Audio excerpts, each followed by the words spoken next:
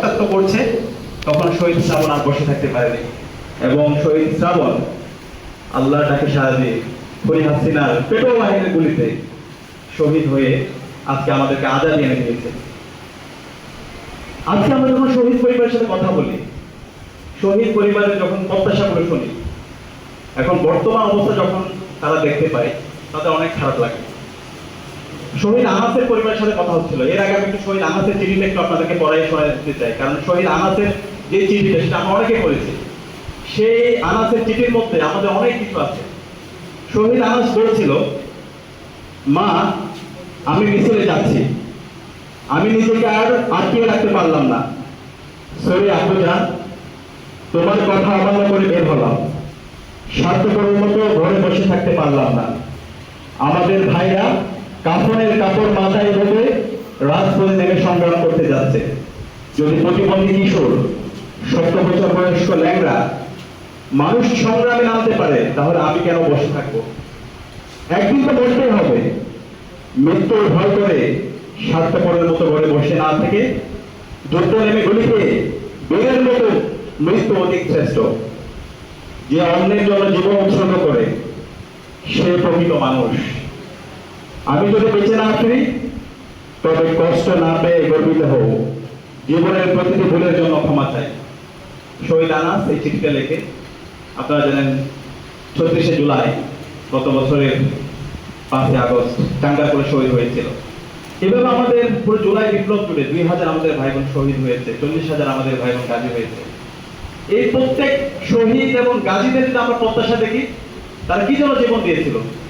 একটি বৈষম্যহীন ইনসাফ ভিত্তিক বাংলাদেশ বিনির্মাণ করা, যে বাংলাদেশে আর কোনো দূরত্ব থাকবে না, যে বাংলাদেশে পরিচয়ের কারণে কেউ বঞ্চিত হবে না, যে বাংলাদেশে সেই ফ্রেমিং ট্যাগিং এর রাজনীতি চলবে না, যে বাংলাদেশে আর সেই চেতনার রাজনীতি চলবে না।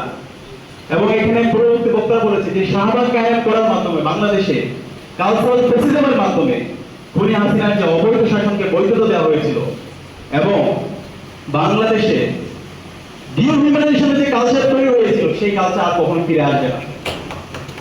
কিন্তু আজকে 1 বছর পরে যখন আমরা পর্যালোচনা করি, আজকে শহীদদের রক্তের উপর যাদেরকে আমরা ক্ষমতায় বসিয়েছি, আজকে আমাদের খুব কষ্ট লাগে।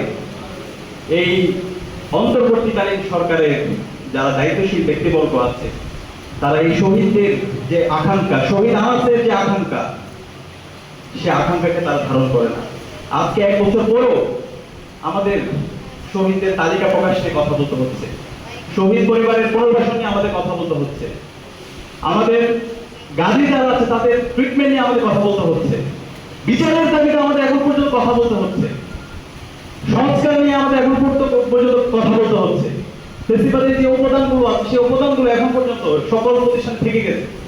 এখন পর্যন্ত আমাদের পুলিশ সংস্কার হয় না, যে পুলিশ খুনি হাসিনা পুলিশ হেলিকপ্টার থেকে আমাদের ভাইদেরকে, আমাদের বোনদেরকে গুলি করে শহীদ করেছে।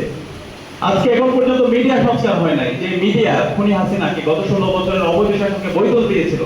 এখন পর্যন্ত তারা আমাদের যৌক্তিক আন্দোলনকে বিভিন্নভাবে তারা মব বলে চালিয়ে দিচ্ছে।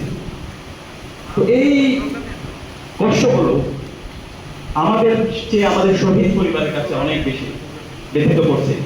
তারা যখন আমাদেরকে জিজ্ঞেস করে আমার ছেলে কি জন্য জীবন দিয়েছে, এই ধরনের একটা অস্বস্তিকর পরিবেশের জন্য, এই ধরনের মারামারিকে নির্বাচের জন্য, এবং যখন দেখি আমাদের এই আহতরা রাস্তায় রাস্তায় ঘুরছে, তাদের ট্রিটমেন্ট ব্যবস্থা হচ্ছে না, তাদেরকে বারবার লাল ফিতার গুরুত্ব দেখানো হয়।